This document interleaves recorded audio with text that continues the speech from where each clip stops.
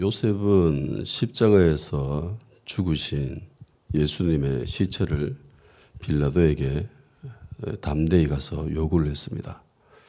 그리고 자기 무덤에 예수님을 모셔두죠.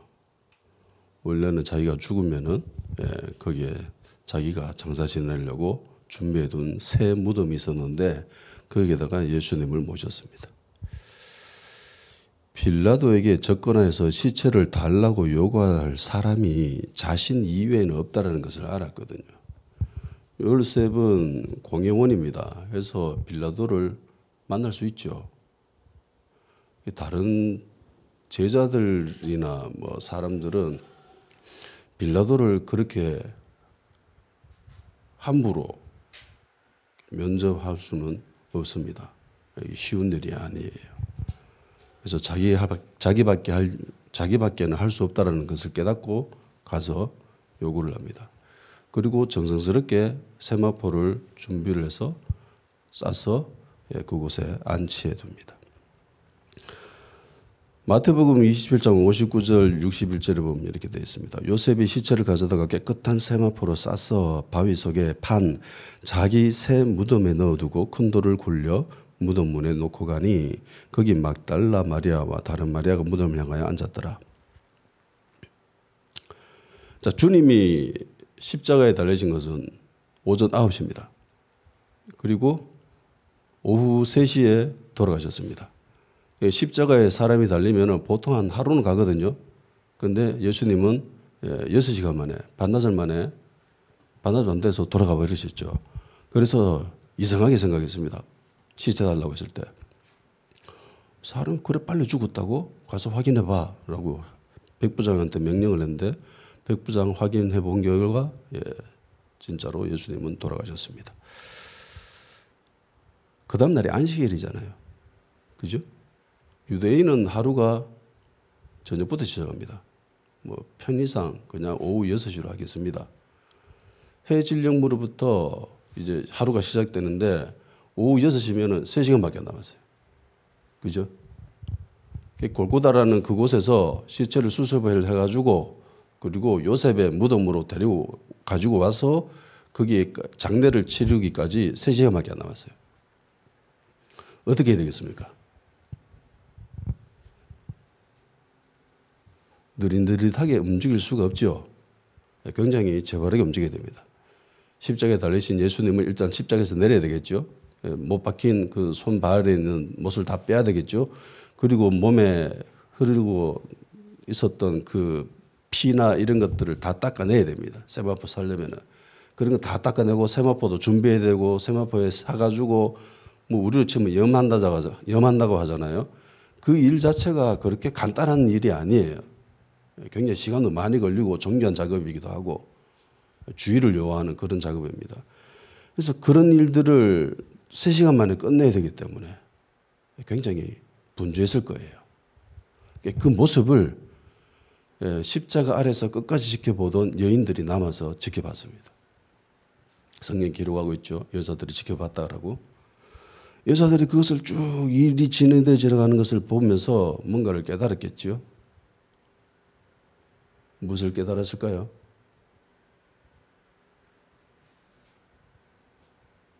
향유를 안 발랐다. 원래 향유는 시체를 장례 지내기 전에 그때 바르죠.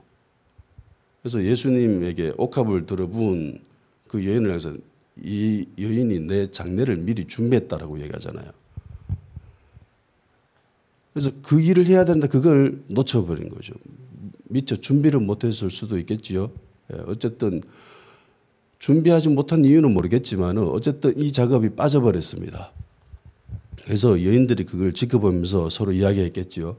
야, 이거 안 발랐다. 향유를 안 발랐다.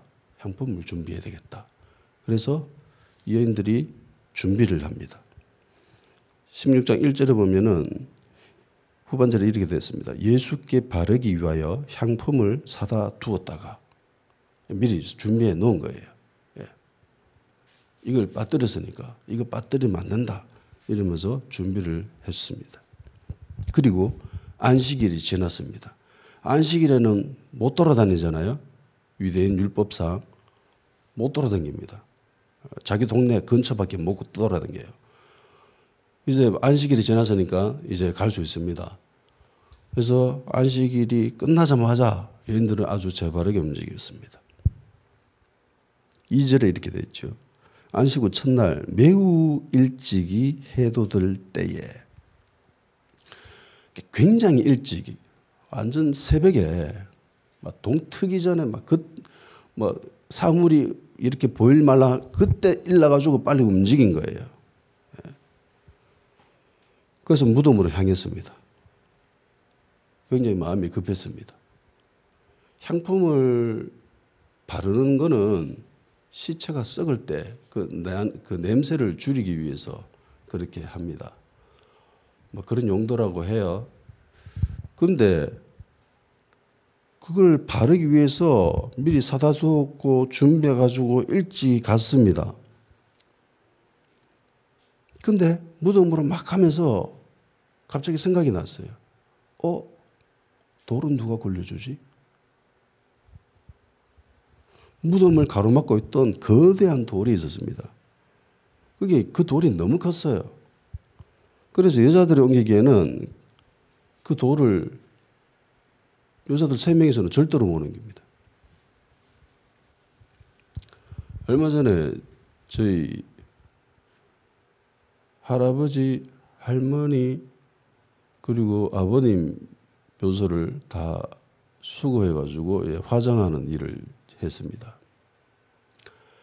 할아버지 묘소를 올라가는데 죽을 뻔했어요. 이래요. 경사가. 진짜 힘들었거든. 가을이라가 낙엽도 이렇게 쫙 있어가지고 낙엽 밟으면 쭉쭉쭉쭉 미끄러지고 도저히 길도 없고 올라가기 너무너무 힘든 거예요. 올라가면서 옛날 사람들은 어떻게 이런 데다가 묘지를 했을까? 그 상여를 메고 거기로 올라가면 보통 일이 아니거든요. 제가 듣기로는 옛날에는 상여를 메고 그냥 사람의 힘으로 장가지들을 다 부수면서 그렇게 올라갔대요. 대단하잖아요. 근데 재력이 있는 집과 재력이 없는 집의 차이점이 있습니다. 이게 재력이 있는 사람들은 사람들을 많이 부리겠죠. 그래서 보통 재력이 있는 집안의 묘지는 굉장히 험한 데 있습니다. 올라가기가. 굉장히 올라가기 험한데 그런 데다가 묘지를 해놨어요. 저희 할아버지도 꽤 살았거든요. 저희 아버지도 꽤 살았고. 그래가지고 굉장히 험한 데다가 묘지를 장만을 해놨습니다. 올라가도 죽을 뻔했는데 빈손으로 올라가는데도 그렇게 힘들었는데 옛날에 상여를 메고 거기 어떻게 올라갔지 싶은 생각이 들었어요. 그러니까 재력이 있는 과실을 그렇게 했습니다. 이집트 가면 이집트 왕들의 묘지가 있죠. 피라밋이잖아요. 근데 그 피라밋 보면은 작은 게 있고 큰 게 있죠. 큰 피라미드는 무슨 의미가 있겠습니까? 힘이 있다라는 거죠. 좀 살았다라는 겁니다. 좀 살았기 때문에 피라미드를 그렇게 크게 진 거예요. 그럼 유대인들은 자기의 재력을 어떻게 과시했을까요? 이게는 뭐 어디를 가나 비슷비슷했습니다. 큰 돌이죠. 그러니까 요셉이 공회원이잖아요. 우리나라 지금 장관급의 사람입니다. 그 사람이 자기를 위해서 무덤을 준비해 놓은 거예요. 그럼 그 무덤이 얼마나 좋았겠어요? 유대인들은 우리나라는 사람이 죽으면 땅을 파고 관을 놓고 그 위에다가 이렇게 흙을 덮어서 이렇게 봉분을 만드는 그런 장례 풍습이잖아요. 그런데 유대인들은 다릅니다. 유대인들은 보통 사람이 죽으면은 유대인들은 광야나 이런 게 많잖아요. 그죠? 평지나 이런 것보다는. 그래서 그 바위로 된 돌로 된 뭐 석회질 그런 쪽이 많지만 그런 것들을 파요. 파가지고 땅 바위 굴이나 이런 것들을 파가지고 그 안에 사람을 시체를 두고 그리고 그 입구를 돌로 막아버려요. 그게 유대인들의 장례 풍습입니다. 이렇게 하려면은 사람의 인력이 꽤 필요가 되겠죠. 그 파야 되죠, 돌로. 물론 우리나라가 생각하는 그런 돌은 아니에요. 파기가 좀 쉽어요. 그렇게 힘들진 않아요. 어쨌든 돌은 정말 큰 거를 막아놨거든. 자기 재력을 과시하기 위해서 그렇게 막아놓은 거예요. 그리고 돈 없는 사람들은 몰래 평토장도 했습니다. 그냥 땅 파가지고 사람 묻고 그냥 없는 것처럼 그렇게도 했습니다. 근데 대부분의 많은 사람들은 다 굴을 파가지고 그 안에다가 시체를 두고 그리고 굴 입구를 돌로 막아놨습니다. 요셉이 만든 자기를 위해서 만든 무덤이었습니다. 돌이 어마어마했겠죠. 그리고 그림이나 이런 데 보면은 뭐 동그란 돌로 이렇게 굴려가지고 이렇게 막아놨다고 하는데 이건 좀 후대 이야기고요. 이 시대에는 대부분 네모난 돌, 그냥 네모난 돌이 그냥 불규칙적인 그냥 큰 돌 그냥 막아놓은 거예요. 그래서 성경에도 됐죠. 돌이 힘이 크더라. 여자 3명에는 택도 없는 거죠. 가면서 생각한 거예요. 향품 챙겨가지고 예수님의 그 시체에다가 바르기 위해서 갔습니다. 아침 새벽 일찍 가는데 가다가 갑자기 생각이 난 거예요. 돌 있는데 그거 누가 굴려주지? 그 문제가 이들을 사로잡았습니다. 게다가 이 여자들은 무덤을 지키고 있었던 군인이 있다라고는 생각도 못했습니다. 마태복음에 보면 나오거든요. 마태복음 27장 62절에서 66절에 보면은 다음 날에 유대 종교 지도자들이 빌라도한테 갑니다. 자가 접대에 가만 보니까 살았을 때 자기가 하던 말이 생각이 나는데 죽으면 다시 살아난다고 이야기하는 걸 들었는데 혹시나 밤에 제자들이 몰래 와가 시체를 훔쳐가가지고 안아놓고 부활했다 라고 이야기를 하면은 이게 더 큰 문제다. 더 골치 아파진다. 그러니까 군인들을 앞에 보초로 세워놓자. 그러면서 빌라도한테 요청을 합니다. 그러니까 빌라도가 야, 너희들도 경비병이 있잖아. 대제사장들도 경비병이 있었거든요. 일종의 군인 같은. 그래서 너희들도 있잖아. 그렇지. 그러면서 빌라도도 허락해 줬으니까 그 앞에다가 군인을 세워놨습니다. 경비병을 세워놨습니다. 여자들은 이걸 몰랐어요. 있을 것이라고는. 어쨌든 걱정이 한가득이었습니다. 근데 웃기죠. 예수님을 따랐던 제자들, 예수님으로부터 직접 가르침을 받았고 3년 동안 따라다녔던 제자들과 예수님을 추종했던 사람들은 그 누구도 예수님이 부활할 것이라고요. 그 말에 대해서는 아무런 기억이 없었습니다. 아무도 생각을 못했어요.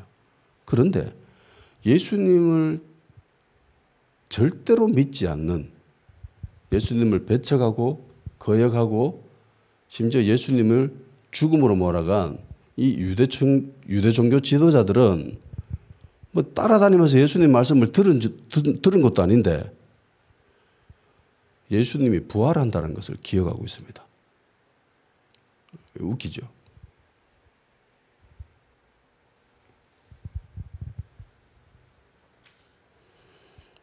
믿는 자들은 말씀을 기억 못하는데 믿지 않는 자는 말씀을 기억하고 있었습니다. 물론 말씀을 기억한다라고 이들이 믿음 있는 건 아니죠. 주님을 대적하기 위해서, 하나님 나라를 대적하기 위해서 그냥 말씀을 기억할 뿐이지 그 말씀을 믿는 건 아닙니다. 그래서 말씀을 기억을 해야 되고 그리고 그 말씀을 믿어야 되는 것이 그리스도인들의 역할인 거죠. 제자들은 믿음은 있었지만은 말씀이 기억이 안 나요. 도무지 기억이 안 나요. 그래서 계시의 영이 임해야 하나님을 알 수 있다라고 이야기하는 겁니다. 어쨌든 여인들은 무덤까지 가는데 걱정거리가 있었습니다. 예수님 만나러 가는데 걱정거리가 한가득입니다. 그래서 이 문제로는 도저히 예수님을 만날 수 없다라고 생각을 하게 되죠. 예수님께로 가면서 고민하고 걱정하고 염려하고 근심하는 사람들이 있습니다. 예배드리면서 찬양하면서 기도하면서 계속 걱정과 염려와 문제로 고민에 빠져 있는 사람들이 있습니다. 그런데 그 걱정이 아무리 크다 하더라도 발걸음을 돌리지는 마십시오. 멈칫하거나 주저하지 마십시오. 더 상식적으로 생각해 봅시다. 여사 3명이 지금 예수님 시체에 지금 향유를 바르러 갑니다. 근데 가는 길에 생각이 나요. 돌. 저 큰 거대한 돌은 저거 어떻게 하지? 우리 힘으로는 도저히 안 되는데? 여기까지 딱 생각이 가면 어떻게 해야 될까요? 보통 사람들은?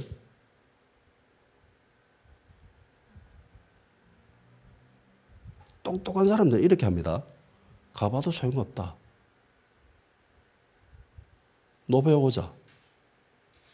사람들 동원하자. 제자들 있잖아. 베드로 힘 세잖아. 애들 다 어부였잖아요. 그러니까 힘 세요. 그 애들 데리고 오자. 그렇게 해야 정상이겠죠? 근데 나는 설교 준비하면서 든 생각이 도대체 이 여인들은 왜 제자들을 안 불렀을까? 왜 안 불렀을까요? 이게 문제였으면은 가도 헛방이잖아요. 근데 왜 안 불렀을까라는 생각을 했습니다. 당연히 이게 정상인데 해서 생각이 이 땅엔 온전한 공동체는 없다. 우리는 흔히 가장 모범이 되는 공동체를 초대교회 혹은 예수님의 그 제자들 그 구성원들이라고 이렇게 이야기를 합니다. 그런데 성경을 읽어봐도 알지만은 그 공동체가 그렇게 늘 좋았던 건 아니죠. 서로 시기하고 막 질투하고 그러기도 하잖아요.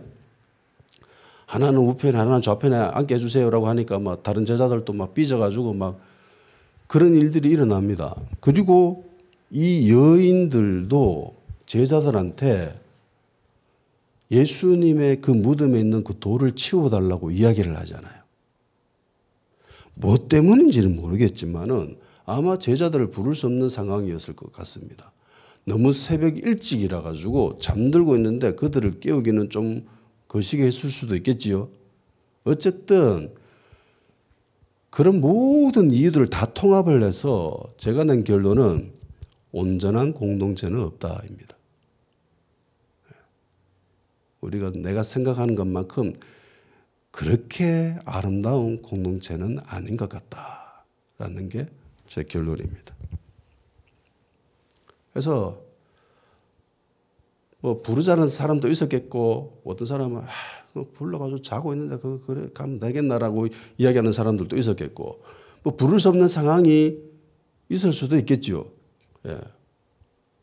야 우리는 십자가 아래 지키고 있었는데 너희들은 뭔데 이러면서 와 다 도망가고 이러면서 서로 이렇게 그 사이가 멀어질 수도 있을 겁니다. 예. 물론 성경에 나와 있지는 않겠지만 않아서 그냥 제 생각일 뿐이에요. 그런데 사람이라면 충분히 그럴 수도 있겠죠. 예. 그래서 이 여인들이 낸 결론은 뭐 어떻게든 되겠지. 뭐 어떻게든 되겠지. 일단 가보자. 우리는 힘 없는데 돌 절대로 못 굴리는데 일단은 가보자. 가보고 생각하자. 라고 갔습니다.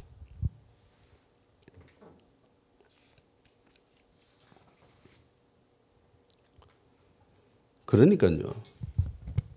아무리 거대한 문제가 내 앞을 가로막고 있다 할지라도 주춤하거나 물러서거나 그렇게 하지 마십시오. 일단은 주님께로 가십시오. 예수님께로 가면은 에이씨 몰라 뭐 어떻게든 되겠지 이러면서 예수님께 가면은 하나님이 해결해 주십니다. 이 여인들이 그 돌이 옮겨졌을 거라고는 상상도 못했을 거예요. 일단은 가가지고 뭐 있다 보면은 사람들도 뭐 몇 명이 돌아다니고 그 사람들한테 뭐 요청하든가 아니면 날 세워가지고 날이 좀 밝으면 그때 뭐 제자들을 불러오든가 일단은 가보자. 이게 이들이 생각한 결론이었습니다. 일단은 가보자. 보통 웬만한 사람들은요, 똑똑한 사람들은 문제를 해결하려고 하죠. 저도 그래요. 문제가 있으면 일단 그 문제를 해결하고 넘어가려고 합니다. 문제를 가지고 가는 사람들은 별로 없어요. 근데 이 여인들은 그냥 문제 가지고 그대로 주님께로 갔습니다. 뭐 어떻게든 되겠지. 내 생각으로 도저히 해결될 기미가 보이진 않지만 하나님이 해결해 주신다고 장담도 못 하겠지만 어쨌든 가보자. 우리는 절대로 못한다. 내가 할 수 있는 가망성은 제로다. 그런데 어떻게든 가보자. 어리석게도 이들은 전진했습니다. 막연한 기대감으로 그냥 주님께로 갔어요. 그리고 거기서 아주 놀라운 일들을 경험합니다. 돌이 굴려져 있습니다. 그것도 놀라운 일이에요. 근데 무덤 안에 들어가 보니까 무덤 안에 웬 청년이 앉아 있습니다. 흰 옷을 입고. 우리나라에서 흰 옷 입은 사람이 그렇게 있으면 귀신이다라고 할 건데 이쪽 세계에서는 천사죠. 천사가 앉아 있습니다. 그리고 천사가 이야기합니다. 누구 찾냐? 예수는 부활했다. 라고 이야기합니다. 예수님이 부활하셨다라는 소리를 최초로 들은 사람들이 바로 이 여인들입니다. 여자들은요, 단순히 예수님의 장례를 지켜보면서 아, 시체에 향유를 바르지 않았네. 우리가 저 일을 하자. 라고 생각을 했습니다. 그래서 준비를 하고 새벽 일찍이 움직였습니다. 굉장히 큰 문제가 있었죠. 굉장히 큰 돌입니다. 가로막고 있었습니다. 야, 저거 어떡하지?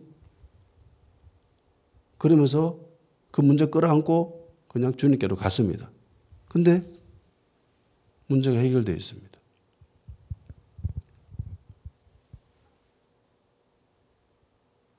무덤 안에 들어가 보니까 더 기이한 일들이 벌어졌죠. 시체가 없습니다.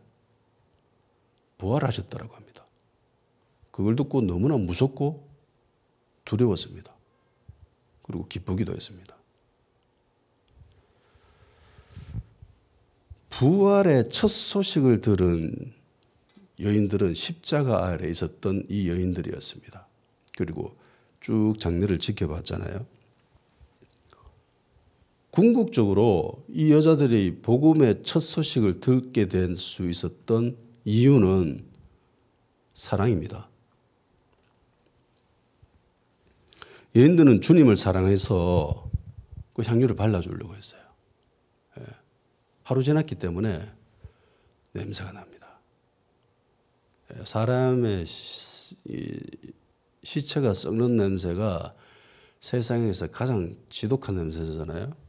근데 그 냄새를 다 품고 향유를 바르려고 했습니다. 그 일은요, 사랑이 없으면 못하는 일입니다. 사랑이 없으면 절대로 그렇게 못합니다. 예전에 얼마 전에 손양훈 목사님 기념관에 갔는데 보통 우리는 손양훈 목사님 뭐 사랑의 원자폭탄 이러면서 막 그렇게 하잖아요. 맞죠? 맞습니다. 자기를 죽인 자기 아들을 죽인 아이를 양자로 삼는 것은 아무나 못합니다.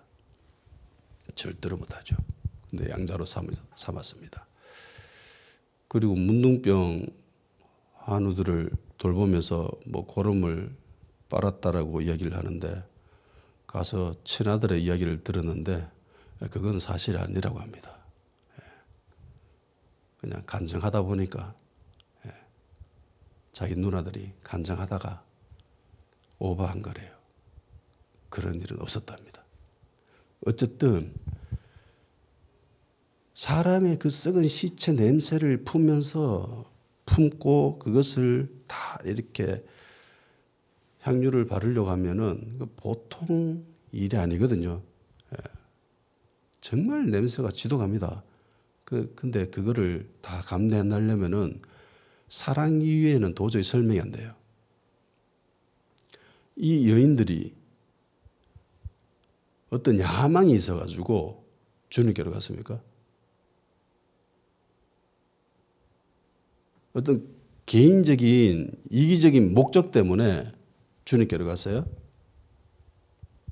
아니죠.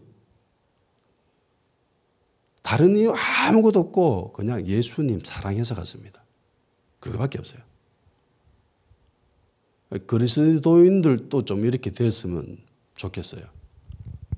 개인적인 욕심이나 뭐 야망이나 이런 것 때문에 교회에 오고 예배드리고 이런 게 아니라 그냥 마땅히 해야 되니까. 내가 주님을 사랑하니까 주님은 나를 위해서 그 모든 것들을 희생했는데 내가 이 정도도 못해? 라고 하는 그런 주님을 사랑하는 마음으로 신앙생활을 했으면 교회는 참 아름답지 않을까라는 생각을 합니다. 예수님의 장례를 지켜보면서 향품을 바르지 않는 걸 보고 너무나 안타까웠죠. 저거 해줘야 되는데 저거 해줘야 되는데 보통 여자들이 이런 말을 잘 하잖아요. 그러면서 의기투합했습니다. 그래 우리 가자. 준비해서 가서 바르려고 했습니다. 그래서 주님을 사랑하는 사람한테 주님은 자신을 드러내십니다. 주님을 사랑하는 여인들에게 복음의 첫 소식이 들렸잖아요. 그리고 주님을 첫 번째로 만납니다. 그러니까 주님을 사랑하는 마음으로 주님께로 접근을 해야 돼요. 주님을 만나는 유일한 목적이 사랑이어야 합니다. 물론 다른 목적이어도 주님은 만나 주시죠. 천국은 침노하는 자의 것이니까. 잠언 8장 17절에 이렇게 되어 있습니다. 나를 사랑하는 자들이 나의 사랑을 입으며 나를 간절히 찾는 자가 나를 만날 것이니라. 아멘. 주님을 사랑하는 마음으로 주님을 간절히 찾으면은 주님을 사랑을 잊게 되고요. 주님을 만날 수 있게 됩니다. 그래서 주님께로 가야 합니다. 사랑을 가지고 주님께로 가야 합니다. 주님께로 가는 길이 좋지만은 않아요. 힘들고 어려울 수 있습니다. 남들 다 자고 있는 새벽 일찍이 일어나서 주님께로 가잖아요. 그런데 문제가 없는 것도 아니죠. 아주 거대한 문제가 있습니다. 이 문제 해결하지 못하면은 절대로 주님 만날 수 없습니다. 너무나 큰 돌이 막고 있었기 때문에. 누구나 주님께로 만나러 가는데 주님을 만나는데 어려움이 있습니다. 문제가 있습니다. 고난이 있어요. 근데 그 문제가 있다고 가는 길을 멈추거나 뒤돌아서지 마십시오. 이들은 제자들을 부르러 돌아가지 않았습니다. 그냥 나갔어요. 문제 끌어안고 주님께로 갔습니다. 부활의 주님을 만나게 되면은요, 결국은 모든 문제가 해결됩니다. 이 세상에 사망의 문제보다 더 큰 문제가 있습니까? 죽음의 문제보다 더 큰 문제가 있을까요? 불치병에 걸린 사람들, 돈 아무리 많아도 해결 못 하잖아요. 죽게 됩니다. 그러면서 그들이 하는 말들이 있죠. 내가 이 병만 고칠 수 있다면 내 전 재산을 다 줄 수 있다라고도 이야기합니다. 그죠? 그러니까 인간이 가진 절대적이고 가장 큰 문제는 죽음이에요. 이거는 아무도 해결을 못 합니다. 그 외의 문제들은 대부분 사소한 것들입니다. 한 발자국 뒤로 물러나 있으면 대부분 사소한 문제예요. 아니면 그 자리 벗어나가지고 좀 돌아다니면은 거기에 있었던 문제는 아무것도 아니에요. 근데 예수님이 이 죽음의 문제를 해결하셨습니다. 무덤을 정복해 버리셨습니다. 그 주님을 믿음으로 인해서 우리 역시 부활에 동참을 하게 됩니다. 예수님이 부활의 첫 열매가 되셨잖아요. 그죠? 첫 열매입니다. 그러면 뒤에 이어서 엄청나게 많은 열매들이 맺게 됩니다. 그 열매들이 바로 우리들입니다. 초실절. 그리고 그 이어서 나중에 추수하게 될 엄청나게 많은 열매들, 곡식들이 우리라는 거예요. 인생의 결정적이고 궁극적인 모든 문제의 근원은 죄에서 비롯된 겁니다. 죄 때문에 우리가 불행해진 거잖아요. 죄 때문에 우리가 마귀 아래에 있게 된 겁니다. 마귀 아래에 있기 때문에 우리가 삶이 이렇게 비참한 거잖아요. 그런데 그 모든 문제들을 예수님이 십자가로 해결해 버리셨습니다. 죽음을 이겨버리셨습니다. 예수님은 죽으시고 그리고 음부로 내려가시죠. 그리고 음부를 장악해 버렸습니다. 지옥을 장악해 버렸습니다. 그래서 지옥에 예수 그리스도의 이름이 선포되면은 지옥은 두려워 떱니다. 예수님은 엄청난 일을 하신 거예요. 부활의 주님을 만나고 경험하게 되는 순간 우리의 모든 문제들은 눈 녹듯이 사라져 버립니다. 큰 돌이 굴러가 버리듯이 아무 그런 문제도 없이 그냥 뻥 뚫혀 버리는 거예요. 요한복음 11장 25절 26절 예수께서 이르시되 나는 부활이요 생명이니 나를 믿는 자는 죽어도 살겠고 무릇 살아서 나를 믿는 자는 영원히 죽지 아니하리니 이것을 네가 믿느냐. 아멘. 예, 아멘. 주님 우리가 믿습니다. 살아서 주님을 믿게 된 것이 우리의 복입니다. 보지 않고 주님을 믿게 된 것이 우리의 복입니다.